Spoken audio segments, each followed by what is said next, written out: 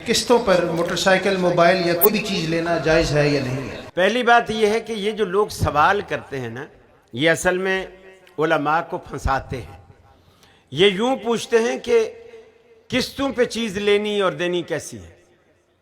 कोई भी दुनिया का आलिम ये नहीं कहेगा कि किस्त पे चीज़ लेना देना नाजायज़ है। किस्त का मतलब यह है कि एक बंदा इस गिलास की कीमत आज नहीं अदा कर सकता, वो कहता है यार इसकी मुझे किस्तें बांध दो।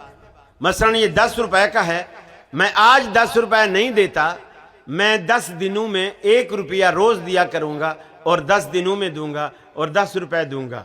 ये है किस्त। ये एहसान है कि कोई भी किसी के लिए किस्तें कर दे, यकमुश्त नहीं दे सकता, कोई बात नहीं, आप थोड़े थोड़े करके मुझे दे देना, लेकिन देना वही जो इसकी नकद की कीमत है। ये है एहसान। अब लोग पूछते हैं किस्तों का कारोबार कैसा है, असल चीज नहीं पूछते। जो पूछने की बात है वो ये बात है कि आप ये पूछें कि नकद की उसकी कीमत और है, किस्तों में कीमत बढ़ाकर देना कैसा है।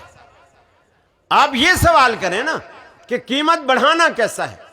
हजरत मौलाना नूरपुरी रहमतुल्लाह अलैह, उन्होंने अपने मकालात में ये बात लिखी है सराहत के साथ। वो कहते हैं कि मुझे ताज्जुब होता है कि उलमा इस चीज को तो बिल इत्तेफाक हराम कहते हैं कि अगर एक चीज आज हमारी तय हो गई कि यह गिलास 10 रुपए का है, यह तय हो गया, अब किस्तें भी तय हो गई कि 10 किस्तों में ये पैसे देगा और 10 ही रुपए देगा, तय हो गया, तो फिर उसके बाद 10 दिन में वो पैसे नहीं दे सका, 11-12 दिन हो गए, तो अब वो दुकानदार जिसने गिलास बेचा था वो कहता है कि जी भी देखो, अब किस्त वाला जो वादा था वो तूने निभा के, यानी वो पूरा नहीं किया, मामला आगे निकल गया, अब मैं मजीद 54 हर दिन के ऊपर 1.25 रुपया बढ़ाऊंगा तेरे ऊपर, यानी 1 रुपया दे रहा था, अब मैं 1.25 रुपया लूंगा चूंकि तू 10 दिन में पैसे अदा नहीं कर सका।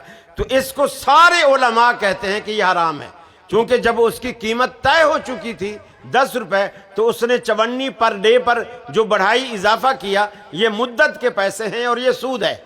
फिर वो फरमाते हैं इसको तो सारे उलमा सूद कहते हैं, लेकिन मुझे ताज्जुब है कि जब एक चीज 10 रुपए की है और उसको जब ये कहा जाए कि अगर 15 दिन में तू पैसे देगा तो फिर ये 12 रुपए की है, तो ये 2 रुपए जो बड़े हैं ये मुद्दत का एवज नहीं है, इसे क्यों सूद नहीं कहते।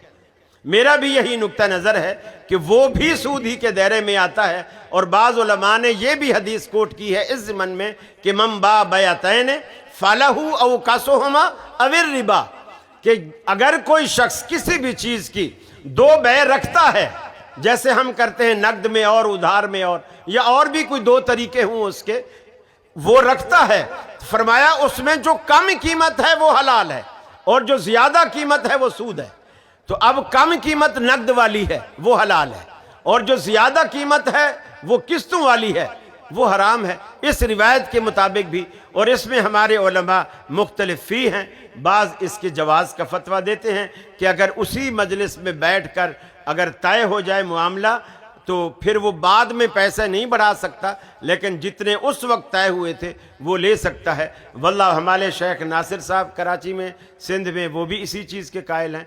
पंजाब में भी बहुत सारे उलमा इस चीज़ के कायल हैं। अलबत्ता शेख नासिर साहब की जमात में से मौलाना इब्राहिम भट्टी साहब, जो कल आपके यहाँ सवाल और जवाब की नशिस्त से गए हैं, वो भी इसके कायल नहीं हैं, वो भी इसको सूद करार देते हैं। सैयद बदियुद्दीन शाह साहब राशदी, उन्होंने भी अपनी तफसीर जो सिंधी में तफसीर है, उस बदियुत तफासिर, उसके अंदर भी इन्होंने सूद करार दिया है। और आपका ये खादिम भी इसी चीज़ का कायल है। बाकी आप दीगर उलमा से रुजू कर सकते हैं।